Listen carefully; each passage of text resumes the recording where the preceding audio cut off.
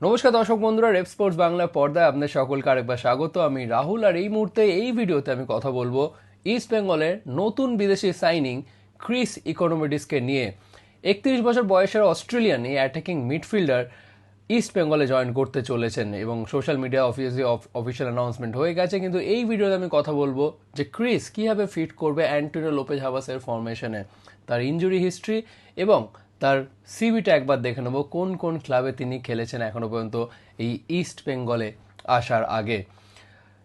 Chris তার professional career তার শুরু হয় অ্যাটলান্টার মতন ইটালিয়ান ক্লাবের ইউথ সেট আপে, যেখানে তিনি সেই ইউথ একাডেমিতে তিনি বেশ অনেকটাই সময় কাটিয়েছেন এবং তারপর তিনি জয়েন করেন লাজিওর মতন ক্লাবে এবং লাজিওর হয়ে তার ইউরোপা লিগে খেলারও কিন্তু অভিজ্ঞতা রয়েছে। এবং তারপর তিনি চলে আসেন অস্ট্রেলিয়ান লিগে, যেখানে তিনি বেশ ইমপ্রেস করেছেন পার্থ গ্লোরির জার্সিতে।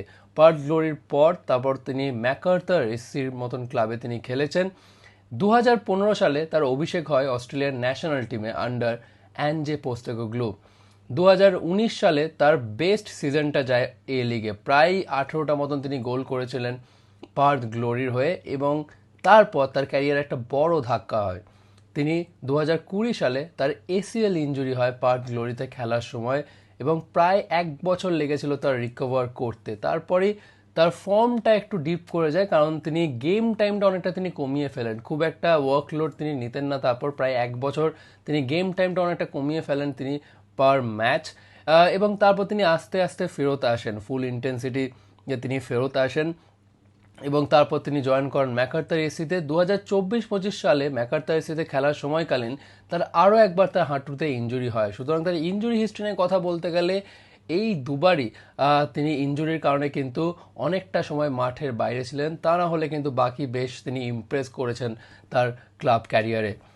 ক্রিস ইকোনমিডিস তিনি দুটো পজিশনে কিন্তু বেশ ভালোভাবে খেলতে পারেন, উইঙ্গার পজিশনে, পাশাপাশি অ্যাটাকিং মিডফিল্ডার বা সেকেন্ড স্ট্রাইকার রোলেও তিনি বেশ দক্ষতার সাথে কিন্তু খেলতে পারেন। দুটো উইংই তিনি খেলতে পারেন, সো বেশ ভার্সেটাইল একজন প্লেয়ার। আর অ্যান্টোনিও লোপেজ হাভাস এই ধরনের প্লেয়ারই কিন্তু পছন্দ করেন। বলা যেতেই পারে যে ড্যানি রামিরেসের ব্যাকআপ হিসেবেই নেওয়া হচ্ছে ক্রিসকে।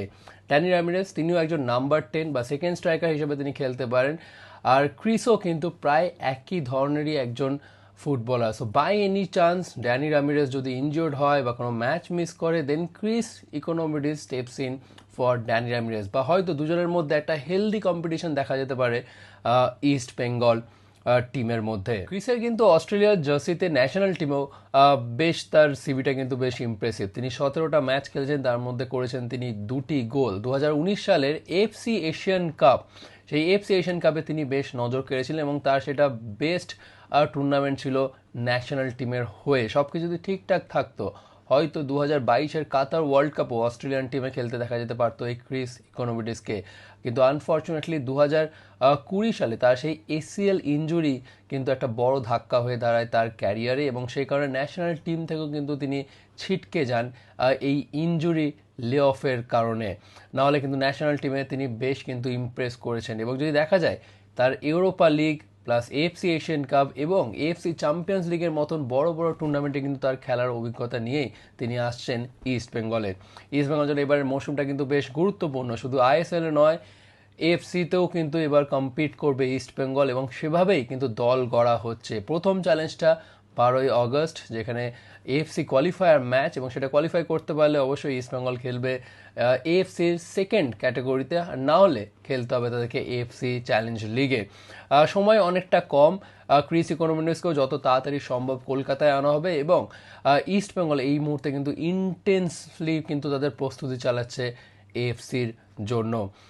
এবং আমরা যদি দেখি বিদেশি সাইনিংগুলো এখন অলমোস্ট ডান, 5জন বিদেশি সাইনিং অলমোস্ট ডান।